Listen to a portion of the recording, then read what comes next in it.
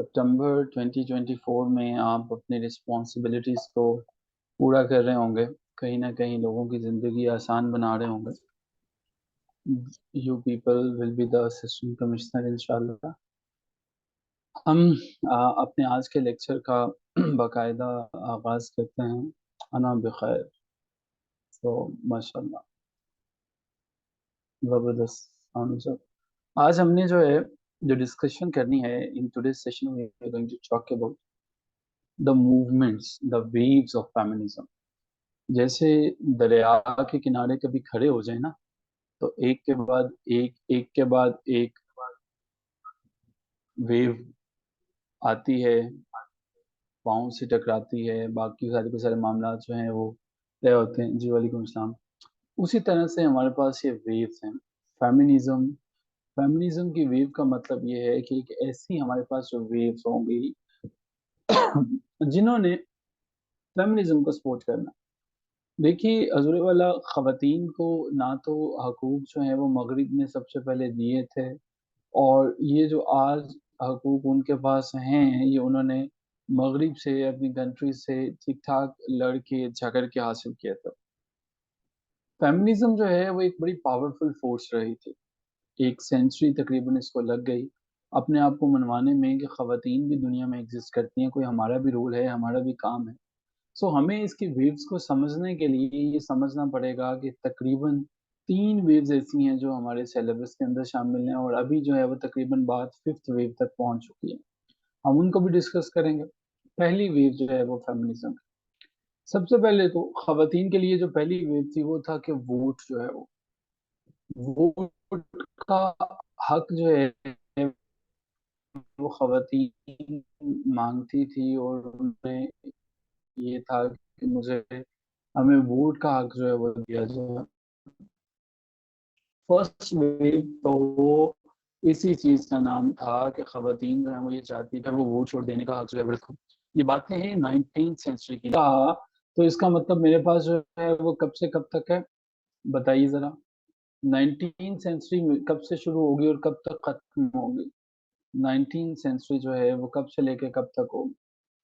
जब मैंने कहा 19th सेंचुरी है, तो 19th सेंचुरी कौन सी वाली सेंचुरी होती है? कौन सी वाली सदी होगी इसमें, कि कौन सा साल आएगा हमारे पास जो है वो? हमारे पास जो है ये सदी 1800 से शुरू हो जाएगी और 1899 तक चलेगी। तो इसने कहा कि लेट 19th सेंचुरी, ये बातें हैं 1850 के बाद की। 1850 से लेके 1899 यानी कि 1899 तक जो है, खवातीन जो हैं वो उन्होंने क्या कहा कि वो अब जो है वो करना शुरू हो गई, इस पे बात करना शुरू हो गई कि जनाब, आप लोग जो हैं कुछ हमारे बारे में भी सोचें, कुछ ख्याल करें। हुआ कुछ यूं था, ये वो ज़माना था आमिर साहब जब इंडस्ट्री जो है वो बड़ी तेज़ी से परवान चल रही थी। ये वो ज़माना था जब लिबरल पॉलिटिक्स थी, लिबरल पॉलिटिक्स के जहाँ पे हर शहरी को उसका हक दिया जाता था। ठीक है। अब हमारे पास क्या हुआ कि जब ऐसी सिचुएशन होगी यूनाइटेड स्टेट्स में और यूरोप में, तो खवातीन ने सोचा कि हर बंदा ही अपने हकूक ले, तो भाई हमें भी हमारे हकूक दे दें। ठीक है, हर लोग जो है वो मुख्तलिफ वोटों की तरफ, वोट सिस्टम की तरफ, इलेक्शंस की तरफ जा रहे हैं, तो कुछ हमें भी वोट कास्ट करने का हक दे दिया जाए। तो इसी में गुजर गई कि खवातीन ने बताया कि भाई हम भी जिंदा हैं, हम भी यहाँ पे मौजूद हैं। दूसरा, इसका जो ऑब्जेक्टिव था वो ये था कि हमने इक्वल अपॉर्चुनिटीज जो हैं वो मिले खवातीन को। सो मकसद ये था कि हमने वोट का राइट लेना है, और वोट का राइट मिलने का मतलब भी उस दौर में ये समझा जाता था कि खवातीन जो हैं वो मर्दों के बराबर। कालों को, अफ्रीका के हबशियों को वोट का हक दे दिया गया था जो अमेरिका के अंदर थे, लेकिन खवातीन को नहीं दिया गया। तो इन्होंने कहा कि यार ये क्या बात हुई, हम लोगों को वोट का हक क्यों नहीं दे रहे हो? तो वो समझा करते थे कि वोट खवातीन का क्या काम है सियासत के अंदर। खवातीन घरों के काम शाम करती हैं, बस उधर ही रहे, उनको क्या पता कि किसको इलेक्ट करना है किसको नहीं करना। तो अब हमारे पास जो है फेमिनिज्म वजूद में आती है। दो जो है वो पार्टीज हमारे पास बन जाती है। पहली एक पार्टी बनती है, उसका नाम है NWP, and national women's party, यानी कि हमारे पास जो है वो नेशनल वुमेन्स पार्टी जो है वो वजूद में आती। इन्होंने कहा कि वोट का हक देना है या नहीं देना। इन्होंने इकट्ठी होगी सारी की सारी खवातीन नेशनल वुमेन्स पार्टी के बैनर के तहत। आमिर साहब इन्होंने कहा कि आज फिर यहीं पे जो है वो मैदान सजेगा यूनाइटेड स्टेट्स में। ये व्हाइट हाउस के बाहर इकट्ठी होगी सारी की सारी खवातीन, कन्फ्रंटेशनल बैनर्स यानी कि उस पर बारी बारी जुमले लिख के इकट्ठे हो गए। अब उन्होंने ये कहा कि अमेरिका, तुम अपने आप को डेमोक्रेसी के जो है वो अलमबरदार समझते हो, तो ये जर्मनी ने तो अपनी खवातीन को हक दे दिया है, सफरेज कहते हैं वोट डालने का हक। जर्मनी ने तो अपनी खवातीन को कहा है कि वोट कास्ट कर लो, और तुमने अभी तक नहीं दिया। तो इसका मतलब ये है कि तुम कोई डेमोक्रेटिक कंट्री नहीं हो, तुम्हारी डेमोक्रेसी जाली डेमोक्रेसी। सो इस तरह के हमारे पास जो है वो उसने कन्फ्रंटेशनल जो बैनर्स हैं उनको पकड़ के रखा, उनको लेके आए। अब सिचुएशन तो बड़ी भयानक होती चले जा रही है। अब इसमें हमारे पास जो है एनडब्ल्यूपी यानी कि नेशनल वुमेन पार्टी, कोई भी मूवमेंट जो है वो खुद से तो चल नहीं सकती, कोई ना कोई खातून ही उसको चलाएगी। तो इस मूवमेंट को जो चलाने वाली थी वो हमारे पास एलिस पॉल थी। एलिस पॉल थी। अब मामलात ये हैं कि हमारे पास एलिस पॉल जो है वो, इनका मुतालबा क्या था। इन्होंने कहा कि देखो भाई, बात ये है कि हमारे पास जो है, अगर आप लोगों को लगता है कि हमें हक नहीं मिलेगा, तो कन्फ्रंटेशनल हो जाओ, डंडे सोटियां उठा लाओ, स्टिक्स ले आओ। सो इसका नाम जो है वो एलिस स्टोक्स पॉल था, असल नाम एलिस स्टोक पॉल्स। तो ये बंदी बड़ी गुस्से में रहते थे। 1885 के अंदर पैदा होती है और बड़ी लंबी उम्र पाती है। 1977 के अंदर जो है वो इसकी डेथ होती है। तो इसने कहा ये क्या बात हुई। जिसने बड़ा एलिस जो है वो, इसने बड़ा जबरदस्त मुकाबला किया। वो कहती होती थी कि मतलब हमें सेक्स की वजह से सिर्फ वोट जो है वो कास्ट नहीं करने देंगे। तो इसने कहा कि जनाब, कुछ जो है वो ये लातों के भूत बातों से नहीं मानेंगे। परेड्स, मार्च, पिकेटिंग, पर्टिकुलरली व्हाइट हाउस के बाहर जो है ना, वो सारे के सारे काम जो है वो करना शुरू कर दें। सो व्हाइट हाउस के बाहर जो है वो सारे के सारे काम करना हो। तो अब इसका क्या मतलब हुआ। इसका मतलब ये हुआ कि आपने जो है वो धरने देना शुरू कर दी, पिकेटिंग, धरने देने। तो व्हाइट हाउस के बाहर, व्हाइट हाउस तो अब मरकजी बिल्डिंग है। सो जी, इसके अलावा जो प्रेसिडेंट थे विल्सन थे, ठीक है। प्रेसिडेंट विल्सन जो है वो, उनकी स्पीचेस जो हैं जो उसने बंदे ने की हुई थी, उसकी स्पीचेस जो हैं उसको जलाना शुरू कर दिया। ये विल्सन जो है वो 28 नंबर वाला जो है वो प्रेसिडेंट था यूनाइटेड स्टेट्स ऑफ अमेरिका का, ठीक है। यूनाइटेड स्टेट्स ऑफ अमेरिका का 28वां जो है वो ये सदस्य था। 1913 में जो है वो ये प्रेसिडेंट बनता है, 1913 में। और 1921 तक जो है ये प्रेसिडेंट रहता है। सो डेमोक्रेटिक पार्टी से था। सो जी, विल्सन की स्पीचेस को इन्होंने जलाना शुरू कर दिया। मकसद ये था कि कोई टफ टाइम देंगे, ठीक है, स्ट्रेटेजिक, उनको जो है वो टफ टाइम देने की कोशिश करेंगे। अब हमारे पास जो है ये एलिस पॉल और इनका जो ग्रुप है, इन्होंने ये कहा कि हमें जो है वो वोट का हक नहीं। अब ये वेल ड्रेस्ड हुआ करती थी। एलिस पॉल की पिक्चर्स देखेंगे ना आप, तो आपको पता चलेगा कि वो बड़ी वेल ड्रेस्ड है, बड़ी वो कैप शैप पहनती है, अपने आप को जो है वो अच्छे ड्रेसेस में जो है वो रखती होती थी। एलिस पॉल जो है, एलिस पॉल जो है वो उसने वोट के लिए, सफरेज के लिए जो है वो, बहुत सफरेज वोट डालने का हक जो होता है, ठीक है, SUFFRAG, जिसमें किसी को वोट डालने का हक मिले, वो सफरेज होते हैं, सफरेज मूवमेंट भी होती है। तो जी ये मिलिटेंसी की तरफ चले गई।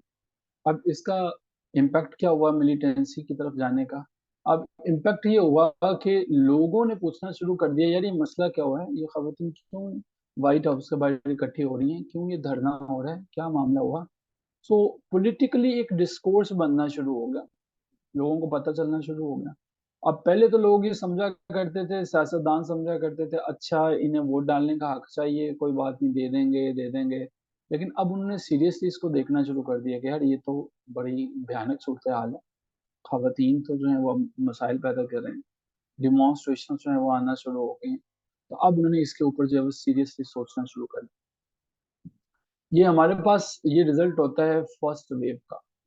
ऐसा नहीं है कि सिर्फ एक ही मूवमेंट थी, और भी मूवमेंट्स हमारे पास थी, जिसमें हमारे पास जो है एक मूवमेंट हमारे पास NW थी, यानी कि नेशनल वुमेन जो है वो, इनकी मूवमेंट थी, एलिस पॉल की थी, ठीक है। नेशनल वुमेन्स पार्टी की, और दूसरी हमारे पास जो है वो NAWSA थी, जिसका नाम हमारे पास नफ्सा है, national American women suffrage association जो है वो। अब national American women suffrage association का क्या काम है? इसका काम भी वही था जो NWP का था, यानी कि नेशनल वुमेन पार्टी का काम जो था। लेकिन एक तरफ हमारे पास है एलिस पॉल है, और दूसरी तरफ हमारे पास जो है वो कौन है? दूसरी तरफ हमारे पास CCC है, यानी कि कैरी चैपमैन कैट, CCC। ठीक है, याद रहेगा। दोनों का नाम लिखें चैट बॉक्स में, एलिस पॉल का और कैरी चैपमैन कैट का।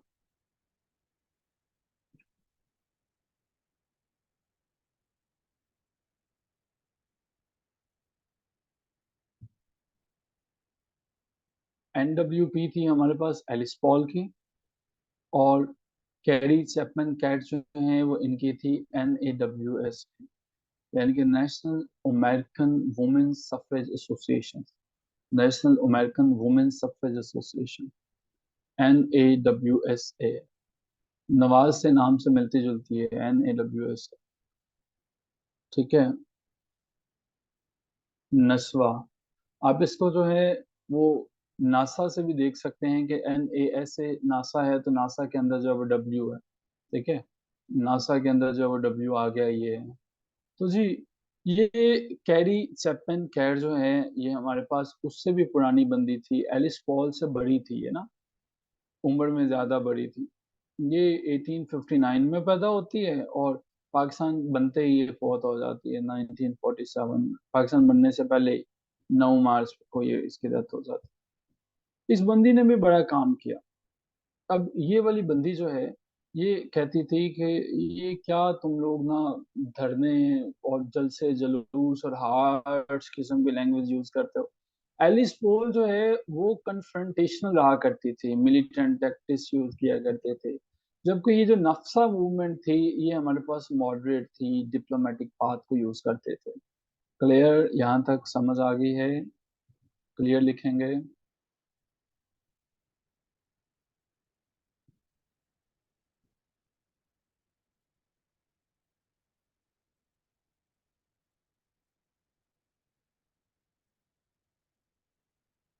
अब हमारे पास जो है ये समझ में आता है कि एक जो है वो हमारे पास NSA है और एक NAWSA है। ये दोनों की दोनों मुख्तलिफ जो है वो मूवमेंट्स हैं। इसका मतलब है कि फेमिनिज्म के अंदर भी डाइवर्सिटी मौजूद है, मुख्तलिफ मौजूद है, इख्तलाफ मौजूद है। तो ये जब फर्स्ट वेव मौजूद में आती है तो NSA हमारे पास आ जाता है, और NAWSA, ये दोनों की दोनों मूवमेंट्स जो है वो वजूद में आ जाती हैं, और ये दोनों की दोनों बड़ी इंपॉर्टेंट है। NSA या NWP, national women party, national American women suffrage association, ये दोनों की दोनों बड़ी इंपॉर्टेंट है। अब इनकी इफेक्टिवनेस क्या थी, इन दोनों का क्या रिजल्ट क्या निकलता है? अब देखें, एक चीज तो, अगर एलिस और CCC हमारे पास दो मूवमेंट्स बना देती हैं, दोनों खवातीन,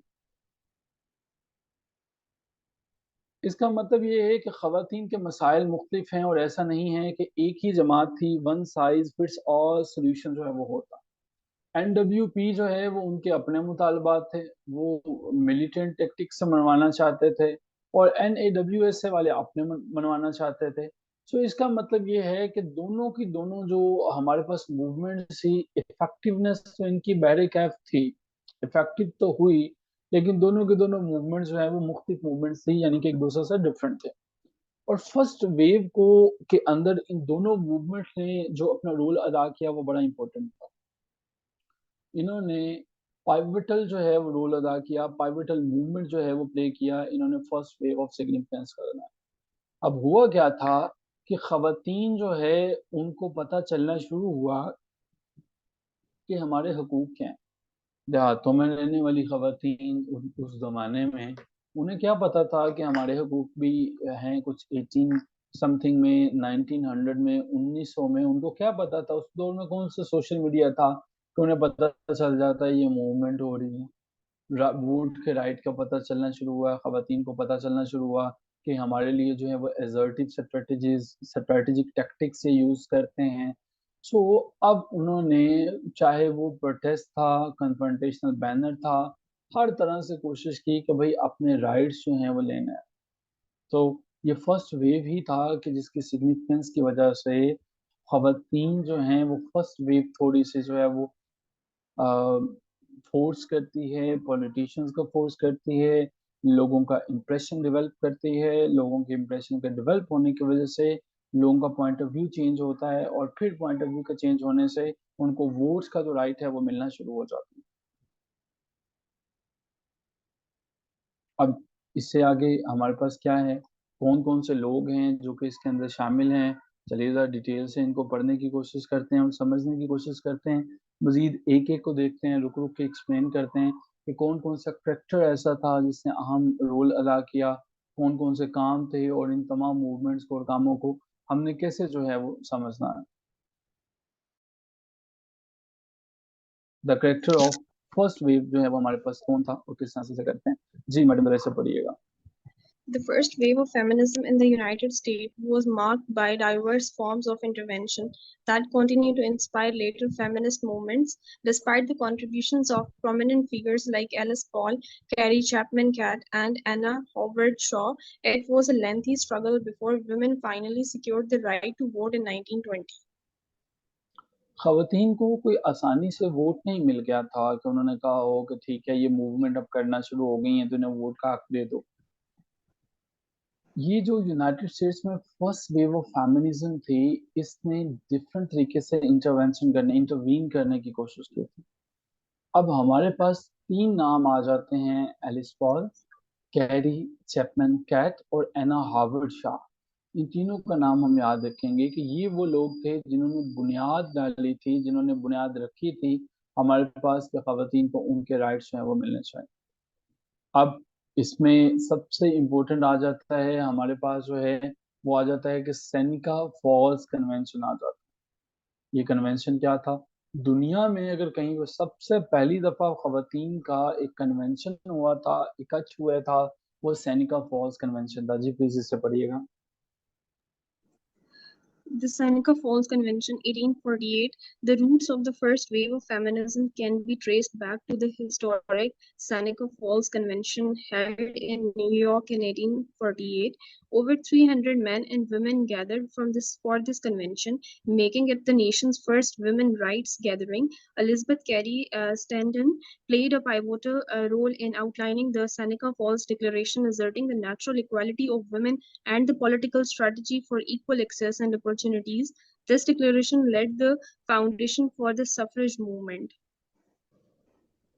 सेनिका फॉल्स कन्वेंशन जो है, ये समझ लीजिए कि सबसे पहला कन्वेंशन था, न्यूयॉर्क के अंदर होता है 1848 में। 300 के करीब खवातीन इकट्ठी होती हैं सिर्फ ये बताने के लिए कि हमें हमारे हक जो हैं वो दो। ठीक है, उसमें सोशल हक था, सिविल हक है, रिलीजियस कंडीशंस हैं, उन तमाम की बात करता है सैनिका हॉल के अंदर।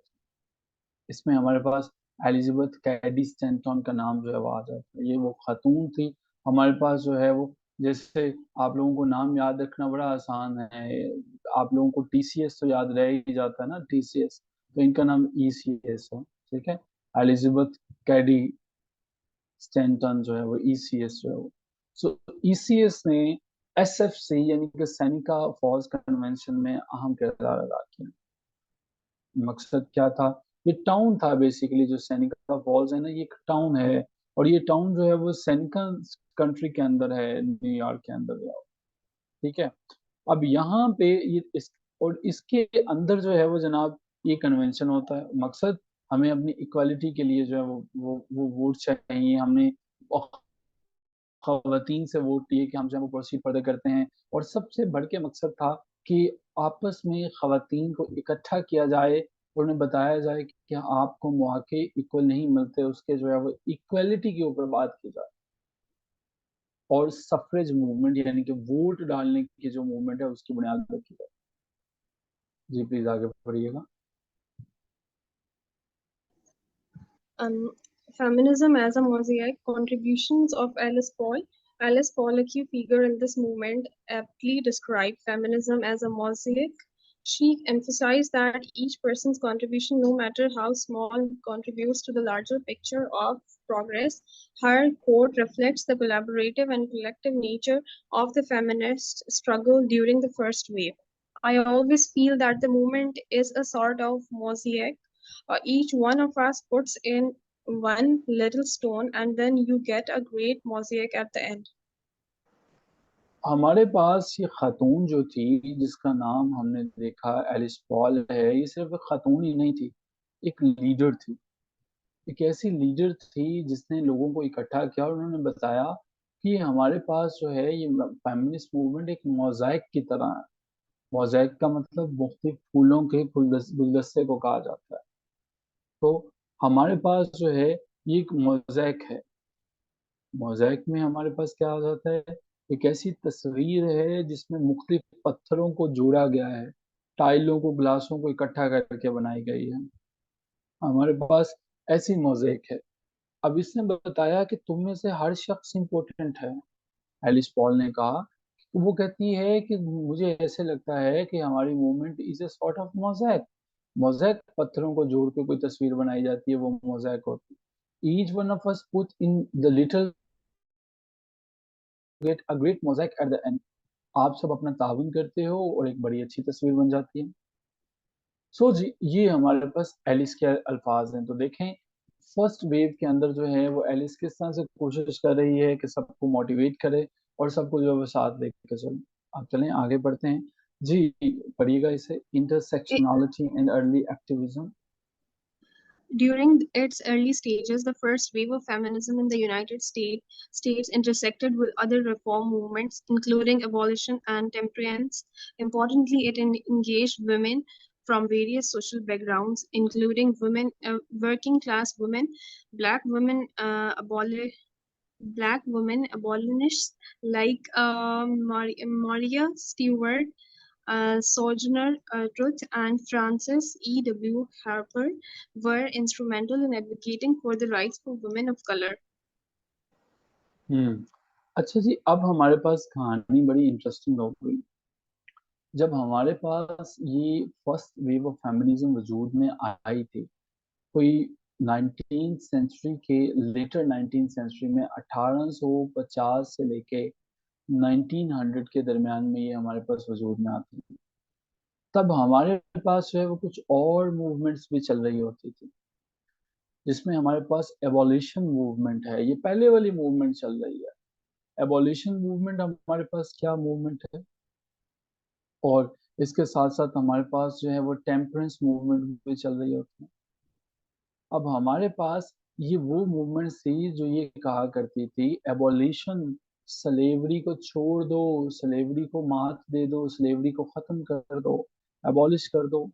सो जैसे लोग जो है वो स्लेवरी से जान, किसी का गुलाम होने के लिए काफी था कि वो काला हो जाता और वो काला पैदा होता, वो हमारे पास एबोल्यूशन होता है। पाकिस्तानियों का जो रंग होता है ये सांवला होता है, और जो ब्लैक होते हैं ये अफ्रीकन पीपल होते हैं, जिनके सिर्फ दांत ही सफेद होते हैं।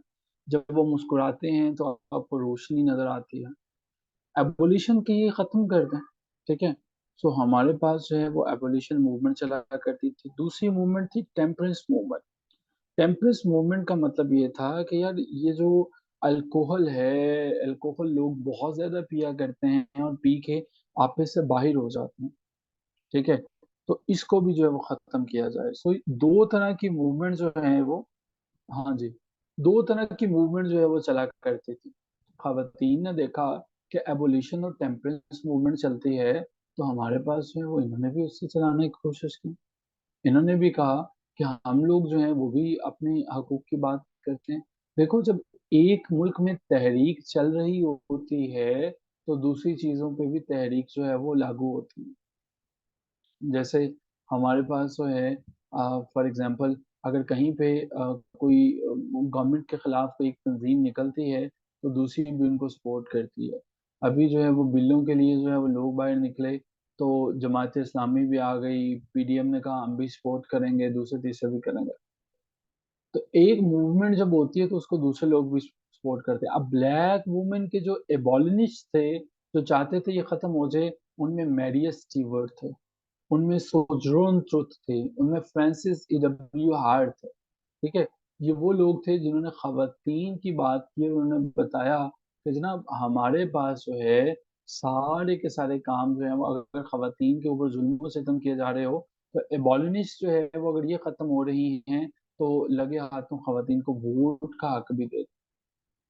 जी जी, लीव इन कैशमेंट, वो नहीं अल्लोना लीव इन कैशमेंट का मसला, जब तक उनको वो एक दोबारा से एहतजाज ना मिला जैसे वो पहले मिला था हमेशा तनख्वाहों के हवाले से। अब यहाँ तक हमें समझ में आया कि एक मूवमेंट वजूद में आती है तो दूसरी मूवमेंट भी वजूद में आना शुरू हो जाती है। So first wave of feminism जो है वो तब वजूद में आती है जब हमारे पास कुछ दूसरी मूवमेंट्स भी है। वो कहते हैं ना, खरबूजे को देख के खरबूजा रंग पकड़ता है। खवातीन ने सोचा जब ये काले अपना हकूक मांग रहे हैं, जब ये शराबी कबाबियों को कहा जा रहा है कि भाई तुम लोग शराब ना पी के चलाओ, तो हम लोगों का तो मसला ही बहुत बड़ा है, हम लोगों का तो वोट का मसला है, तो हम क्यों ना मूवमेंट बनाए। इंटरसेक्शनैलिटी एंड अर्ली एक्टिविज्म, तो एक इनकी एक्टिविज्म की वजह वो भी थी। आगे समझते हैं पॉलिटिकल कम्प्लेक्सिटीज को। जी please. Political complexity, the challenge of women's suffrage. Gaining the right to vote was a contentious issue during this era. Some well-intentioned skeptics were concerned that women's suffrage might undermine the rights of men of color, who were also advocating for enfranchisement. Additionally, there were concerns about the thousands of illiterate women of color who might demand their rights. हमारे पास, हम जब कहते हैं इनफ्रेंचाइजमेंट, यार तुम्हारे शहर में किसी चीज की, जोन की, यूफोन की फ्रेंचाइज मौजूद है, यार मैंने फ्रेंचाइज करनी है, हम लोग अपनी फ्रेंचाइजीज ओपन करेंगे। फ्रेंचाइज कहते हैं किसी चीज को शामिल कर लेना। तो खवातीन जो है वो अब की दफा ये कोशिश कर रही थी और वो ये कह रही थी कि हमें जो है वो इनफ्रेंचाइज कर लो। वो ये कहते हैं कि ये जो हमारे पास इशू था, ये बहुत कंटेंटियस इशू रहा इस इरा में। पॉलिटिकल कम्प्लेक्सिटीज, अब कौन आगे बढ़ता और खवातीन की बात सुनता। सबके सब लोग बड़े जो है वो परेशान हैं, वो वेल पॉलिटिशियंस जो हैं वो सपोर्ट नहीं कर रहे हैं, अगर करेंगे तो भाई उनका अपना मेल का वोट बैंक ही ना मुतासिर हो जाए।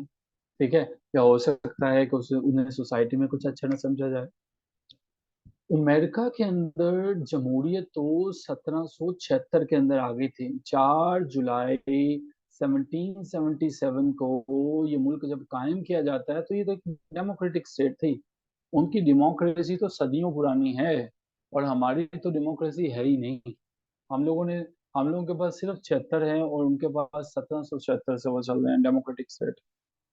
अब वहां पे हमारे पास जो है वो कुछ लोग जो हैं वो ये समझते थे कि ये खवातीन की जो अंडर माइंड है ना, ये जो सब ये वोट का जो हक मांगते हैं, मुमकिन है कि ये जो काले बेचारे अपने हकूक मांग रहे हैं ना, कि हमें गुलामी से निजात दिला दो, तो गवर्नमेंट और दूसरे लोग समझें कि ये भी बकवास ही कर रहे हैं, कि छोड़ो इनका भी कोई हक नहीं।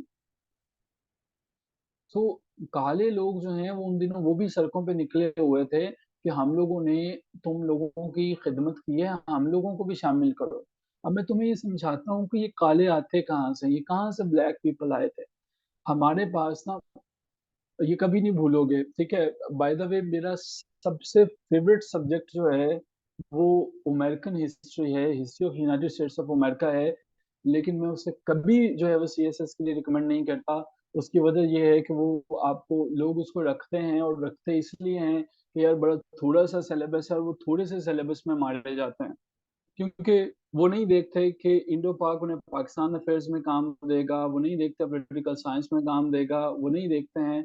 वो समझते हैं कि बस चलेगा नहीं। अफ्रो अमेरिकन वाली कहानी भी मैं आपको समझा देता हूँ। ये देखें, हमारे पास कहानी तब से शुरू होती है जब हमारे पास ग्रेट ब्रिटेन था। ब्रिटेन जो है यहाँ पे बहुत ताकतवर मुल्क था। इतना ताकतवर था कि जनाब उधर से आमिर साहब ने जैसे लिखा, अफ्रीका में गए, वहां पे कब्जा कर लिया, पाकिस्तान इंडिया पे आए, इंडिया पे कब्जा कर लिया। अमेरिका जो है ब्रिटेन की कॉलोनी हुआ करती थी। ठीक है, कॉलोनी हुआ करती थी। वो एक ना ट्रैप है, वो ट्रैप है जिसमें आपको लगता है कि सिलेबस बहुत कम है और सिलेबस कम के चक्करों में लोग उसे ले लेते हैं। हालांकि पढ़ना जो है वो उसको काफी टफ टाइम देता है, और इंडो पाक का सिलेबस थोड़ा लेंथी है, लेकिन ये लोग ये नहीं समझते हैं कि एक सब्जेक्ट का सिलेबस नहीं है, ये 3 सब्जेक्ट्स का सिलेबस है। इंडो पाक का, पाकिस्तान अफेयर्स का, पॉलिटिकल साइंस पेपर 2 का। और हमने ये देखा भी है, आजकल आपने देखा होगा कि जब हम इंडो पाक के अंदर टॉपिक्स पढ़ रहे हैं और उधर से पाकिस्तान अफेयर्स में सेम टॉपिक्स वही हैं, बिल्कुल सेम टू सेम टॉपिक्स वही हैं। तो दिस इज समथिंग कि जिसके लिए हमें ना एक्सपर्ट ओपिनियंस को लेना पड़ता है। अच्छा, अब कहानी में ट्विस्ट ये आता है जनाब कि यहाँ पर ना क्रिश्चियनिटी के अंदर जो है वो दो तरह के अकीदे बसते हैं, दो तरह के लोग बसते हैं। एक हमारे पास है जी कैथलिक। कैथलिक जो है वो यूं समझ रहे हैं कि ये कहते हैं कि अगर दुनिया में तुम लोगों ने कुछ करना है तो तुम्हें फादर की बात माननी पड़ेगी, मतलब अपने अब्बा जान की बात नहीं माननी पड़ेगी। वो जो चर्च के अंदर अब्बा जान है, प्रीस्ट बैठे हुए हैं, उसकी बात माननी है। मतलब कोई बच्चा गया इसके पास, उसने पूछा जी मुझे ये बताएं कि मैंने जो है मेरा ये काम नहीं हो रहा, तो उसने कहा कि कोई बात नहीं, मैं तुम्हारी बात जो है वो अल्लाह ताला से करूंगा, लेकिन उनके गॉड से करूंगा, and God forbidden the father से करूंगा। ठीक है, जो भी मसला है मैं तुम्हारे मसले जो है वो करूंगा। तो एक ये अकीदा जो ये समझता है कि बंदा खुद जो बात नहीं कर सकता खुदा से, गॉड से, ये हमारे पास कैथलिक कहलाते हैं, ये कैथलिक है। दूसरी तरफ हमारे पास वो लोग हैं, जब इन्होंने ये देखा, ये बड़ा पावरफुल हुआ करता था, इसको कहते हैं रोमन कैथलिक चर्च। ये बेसिकली रोम से निकलता है, ठीक है, रोम से निकलता है।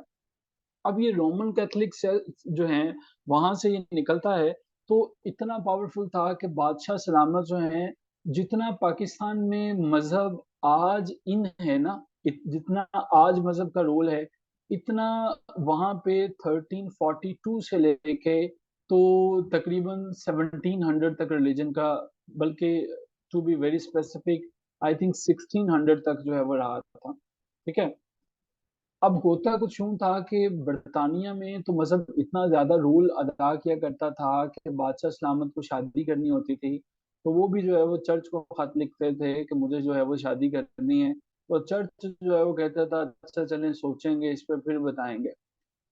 हुआ कुछ यूं कि इसी तरह का एक बादशाह बेचारा था, इसका नाम हेनरी 8 था। ये क्वीन एलिजाबेथ का अब्बा है। क्वीन एलिजाबेथ जो कि अकबर की जो है वो कोलीग रही थी, हम असर रही थी।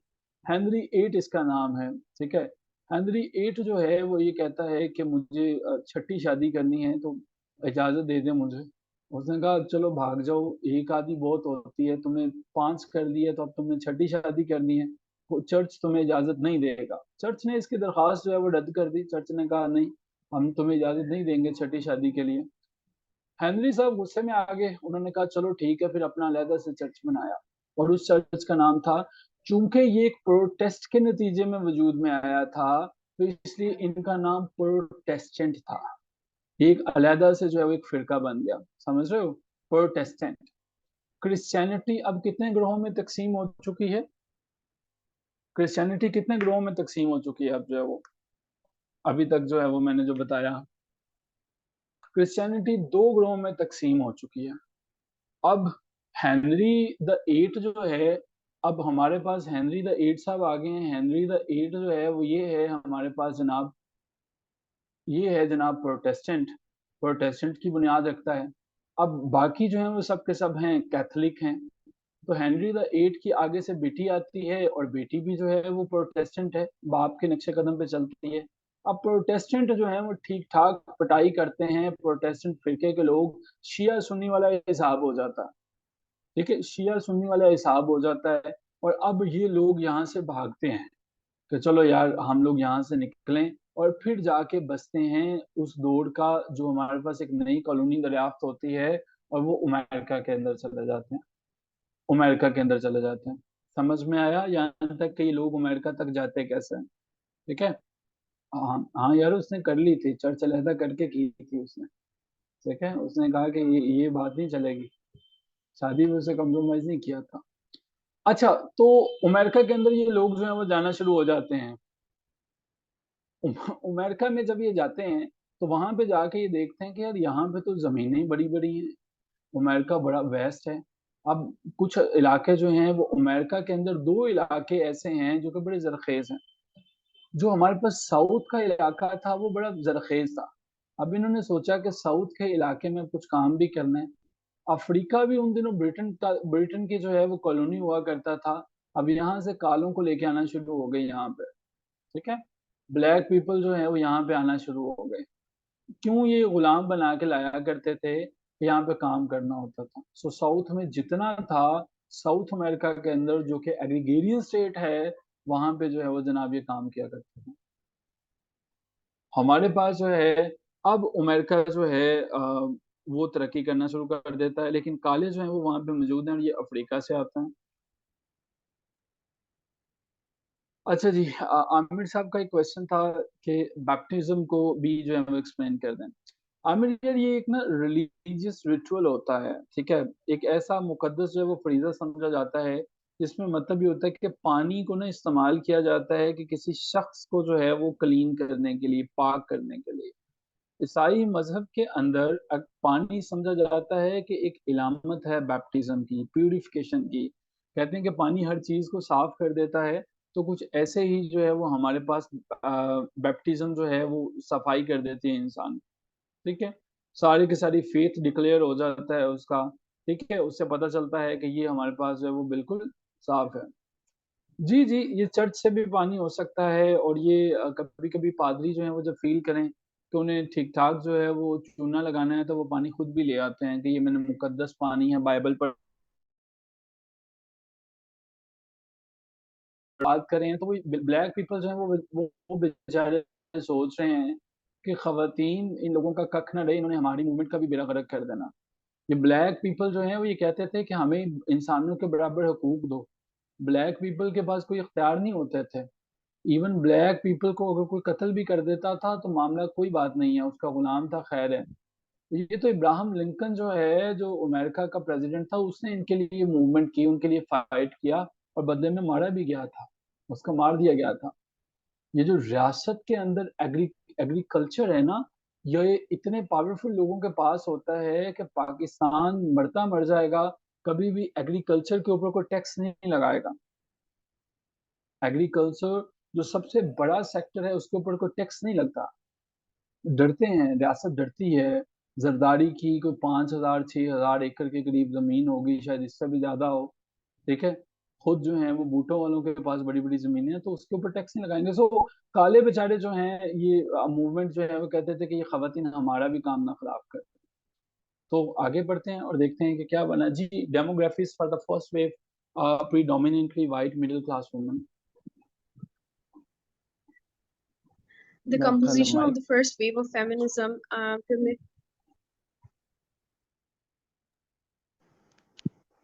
The composition of the first wave of feminism primarily consisted of white, middle class, and well educated women. This demographic makeup was reinforced by the counteractions of both the abolitionist movement and labor unions, which aimed to keep women involved in their respective causes.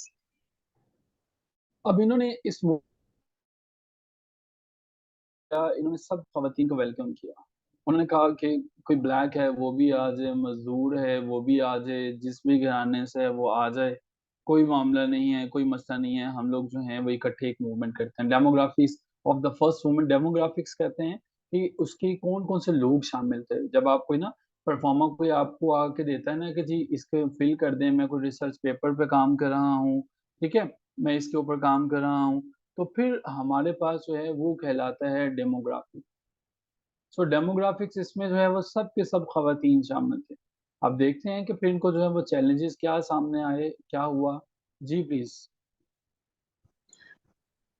The Civil War in the United States and later World War I and World II represented challenging periods for women's rights. These events shifted the focus towards demands for national unity and patriotism, temporarily diverting attention from the rights movement. A long journey towards equality. The first wave of feminism in the United States was a multifaceted movement shaped by diverse voices and intersecting with other social and political issues of its time. It marked the beginning of a prolonged struggle for gender equality, with women like Susan B. Anthony emphasizing the discontent and need for change that persisted throughout this period. अच्छा जी, वार जब भी होती है ना, तो United states के अंदर जो वार थी, वर्ल्ड वॉर 1 और वर्ल्ड वॉर 2,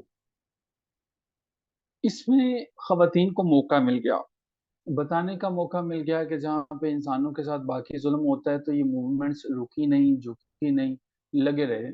इन्होंने काम किया और इन्होंने बताया कि वाक़ईतन जो है, हमारे पास खवातीन जो है, वो उनको वोट का हक देना बड़ा ज़रूरी है।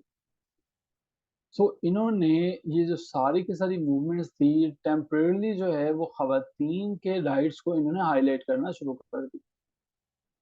अब जब फर्स्ट वेव ऑफ फेमिनिज्म है, इसका कोई एक ही मरकज़ नहीं था, इसके मल्टी फैसेटेड मूवमेंट बन गए। मुख्तलिफ आवाज़ें शामिल होती गई, कुछ ब्लैक पीपल की, कुछ दूसरों की, कुछ सोशल तंजीमें मिल गई, कुछ पॉलिटिकल इश्यूज़ वाली मिल गई। सो एक ऐसी स्ट्रगल थी जिसमें अब जेंडर इक्वालिटी की बात सबको पता चल गई कि ख़वातीन के ये मसाइल हैं, वो ये चाहती हैं कि उन्हें इक्वल समझा जाए, उन्हें इक्वालिटी दी जाए, और इन इक्वालिटीज़ को जब भी कोई काम करता है, तो किसी न किसी लीडर की भी ज़रूरत होती है। सो हमारे पास यहाँ पे लीडर आती हैं Susan B Anthony. Susan B Anthony जो हैं, वो बताती हैं कि हमें क्यों इस तरह की तमाम के तमाम चीज़ों को, उन कामों को बदलने की ज़रूरत है।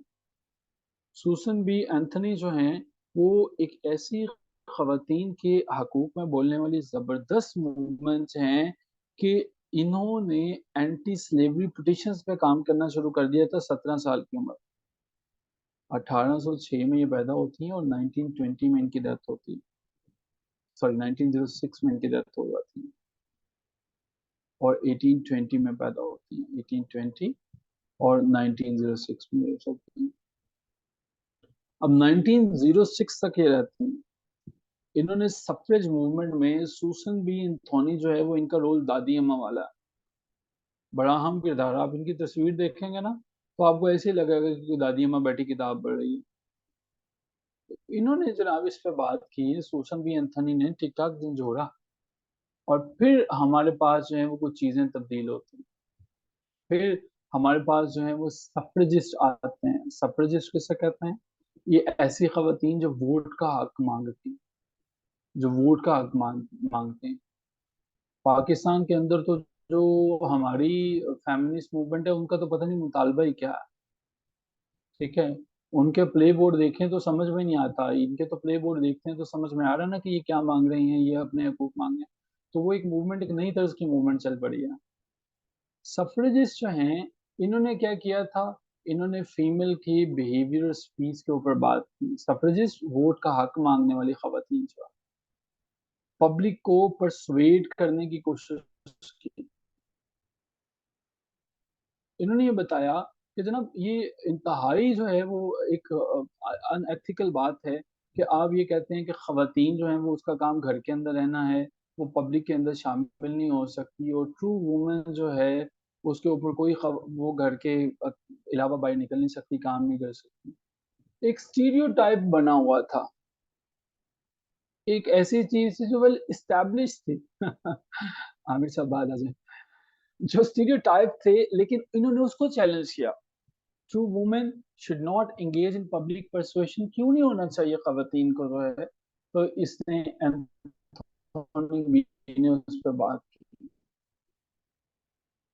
इसके अलावा हमारे पास जो है, इन्होंने कल्ट ऑफ डोमेस्टिसिटी को हिट किया।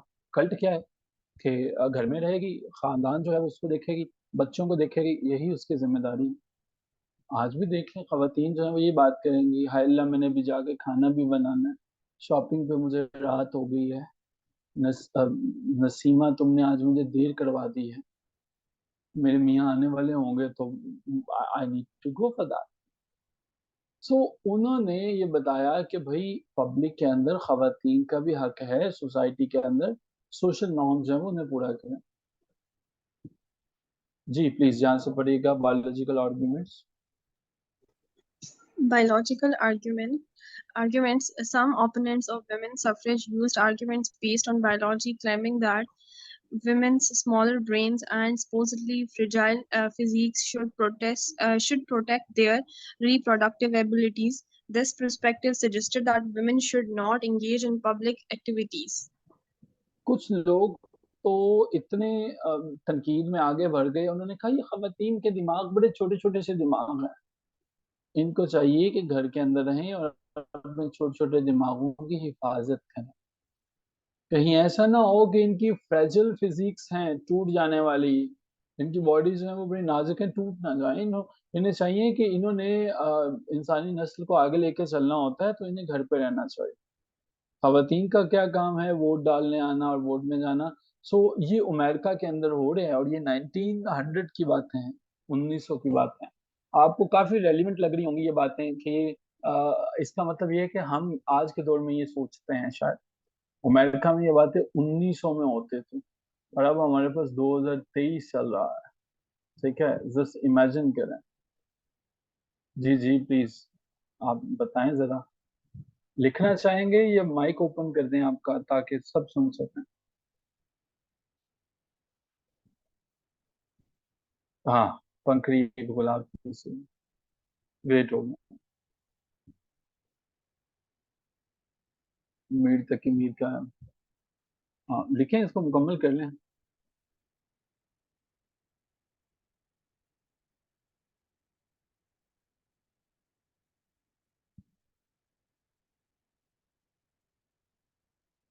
ये हमारे पास जो है मूवमेंट्स उस जमाने में जो है वो चला करती थी और ये मूवमेंट्स जो है वो शामिल है।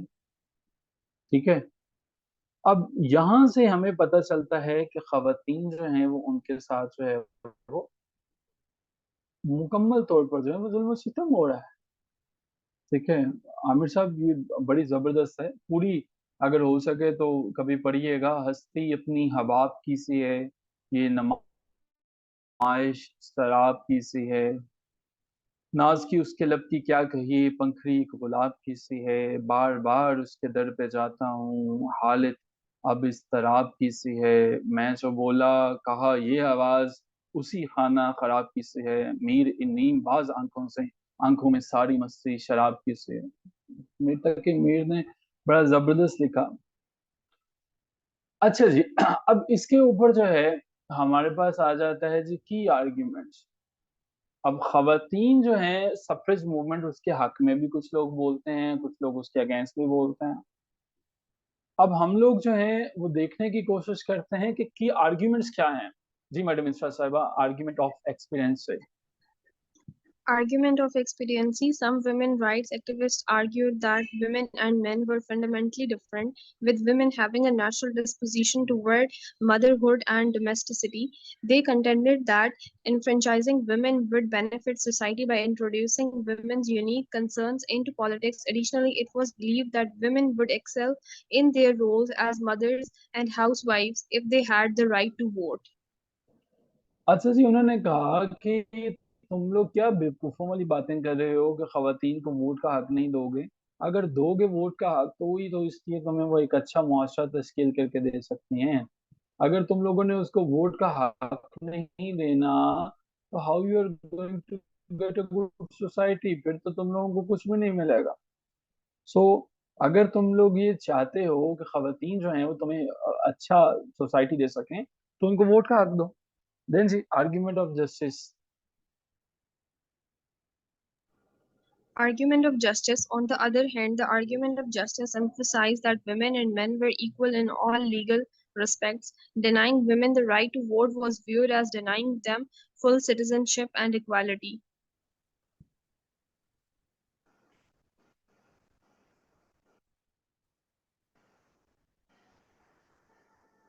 कितने जुल्म की बात है कि बेटी का पैदा होने पे वो कहा कि ये कितनी गलत बात है भाई आप, it is against the standards of morality, humanity, ethical domain, सबके खिलाफ।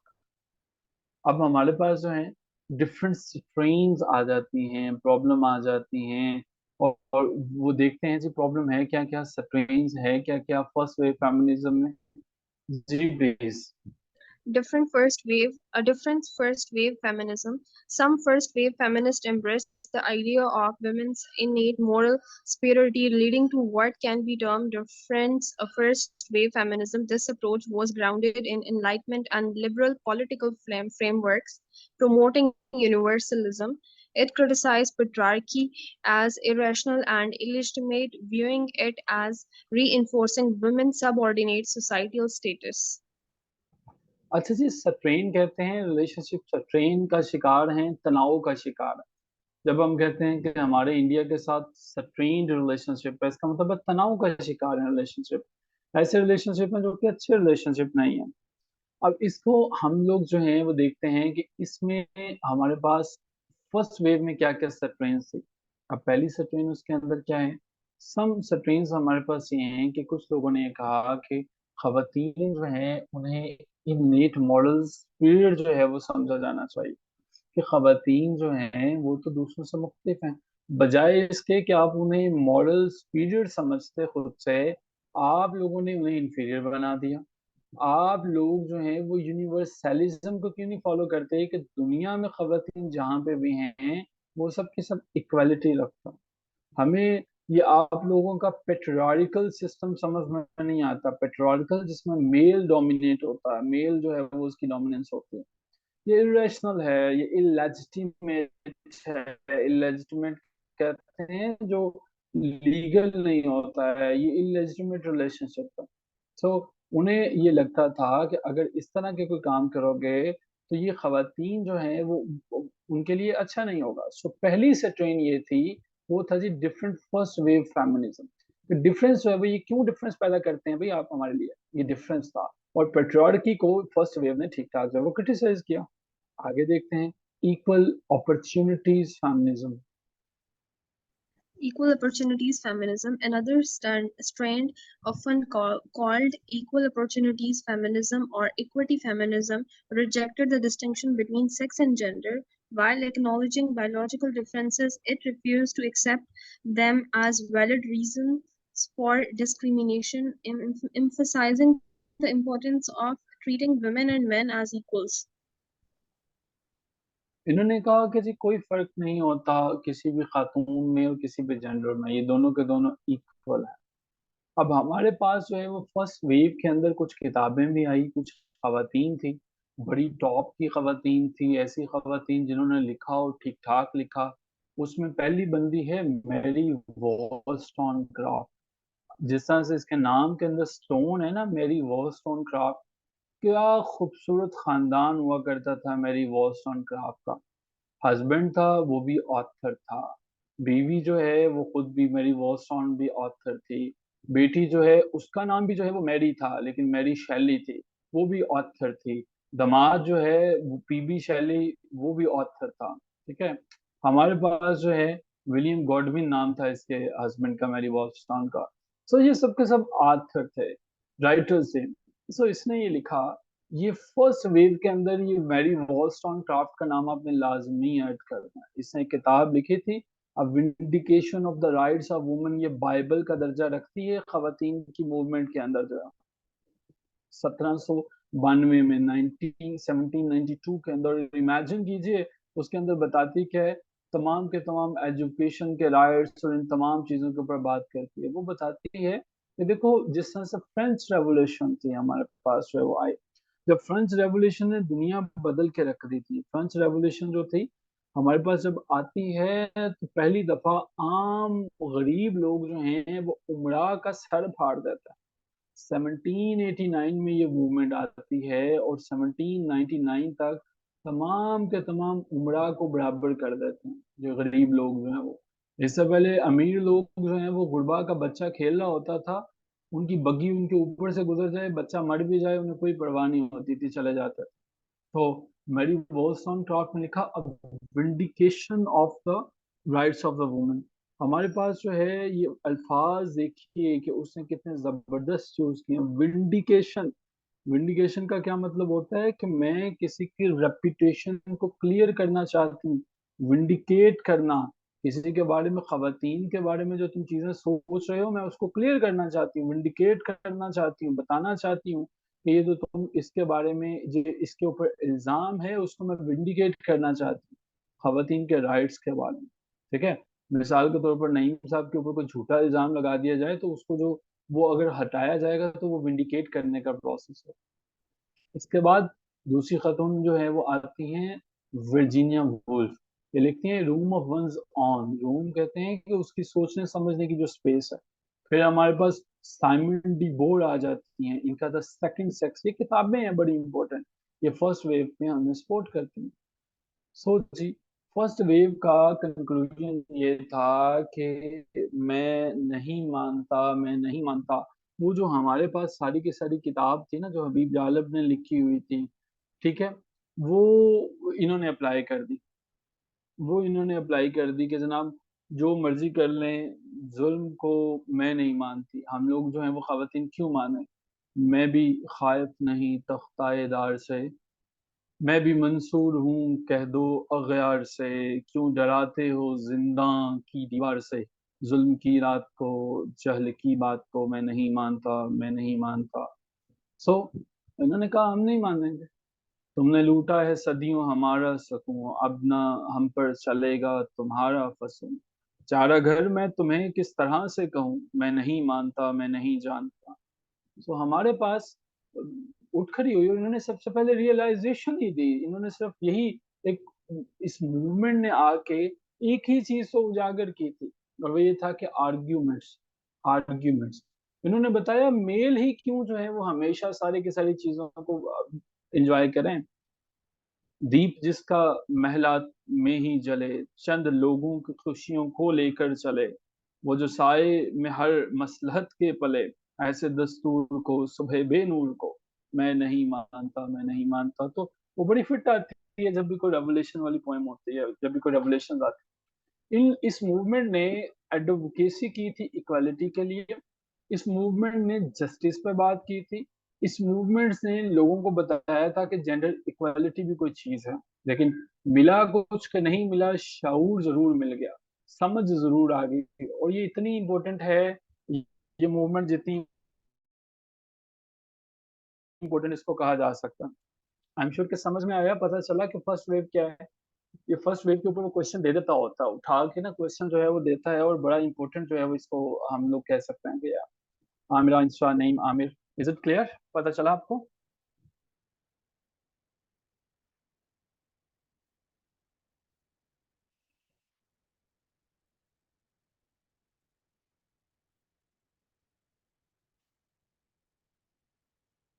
ग्रेट हो गया, इसको एक दफा अब आप पढ़ेंगे, कोई भी कंसर्न होगा, कोई भी क्वेश्चन होगा, उसको डिस्कस करेंगे। और आप में से किस किस ने एमपीटी के लिए अप्लाई कर लिया है? एमपीटी के लिए किस किस ने अप्लाई कर लिया है? नहीं, कल है लास्ट डेट। मी लिखिएगा सिर्फ चैट बॉक्स में, एम ई मी, जिन्होंने अप्लाई कर लिया है एमपीटी के लिए। एमपीटी के लिए किन्हों किन्हों ने? Okay, thank you so much, आप सबने अप्लाई किया। नहीं यार, एक हमने आपको एक्सपीरियंट आपकी जिम्मे डाली हुई है, उनका भी अप्लाई करवा दें, ठीक है? like she does not know even the basics of all these things, तो वो आपका थोड़ा सर खाएंगी, तो प्लीज जरा उनके साथ कॉपरेट कर दीजिएगा। हाँ, उनकी मुझे शाम को कॉल आ रही थी, तो वो बता रही थी कि आपसे कांटेक्ट उन्होंने किया है, तो उनके साथ उनका अप्लाई वगैरह कर दें और देखें उनका जो इश्यूज है उसको रिजॉल्व कर दें। लेकिन पार्टिसिपेंट्स ध्यान से इनको समझ के कीजिए, और कहीं पे भी कोई इशू आता है, समझ नहीं आती कोई भी चीज, तो I am available for your assistance. आप जो काम अपनी क्लासेस में कर रहे हो इसको बस याद करते चले जाओ, आपके इंशाल्लाह 80 प्लस मार्क्स कहीं नहीं गए। जितने रेफरेंसेस को कोट कर करके मैंने लिखा है, इन्हीं को आपने कोट करना है, समझोगे तो आसान रहेगा, रट्टा नहीं लगाना, समझना है, ठीक है? फिर इंटरेस्ट आएगा। मुलाकात होती है आपसे अगली क्लास में, चल टेक केयर, खुदा हाफिज।